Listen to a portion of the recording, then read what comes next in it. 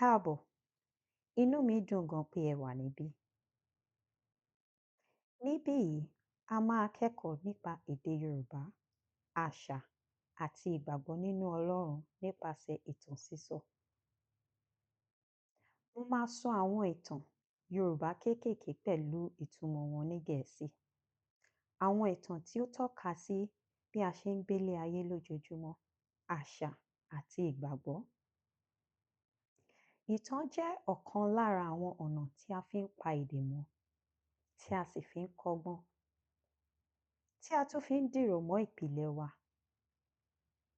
Nípasẹ̀ àwọn ìtàn yìí, ẹ máa kọ́ ọ̀rọ̀ àti gbólóhùn Yorùbá, ìtumọ̀ àwọn àṣà àti ìṣe wa, àròjinlẹ̀ tí ó ní ìbáṣepọ̀ pẹ̀lú ìgbàgbọ́.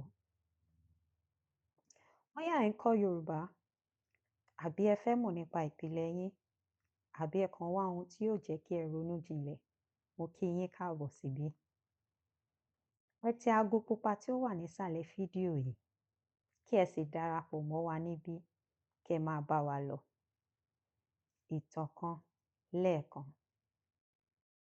Ẹ ṣé gan.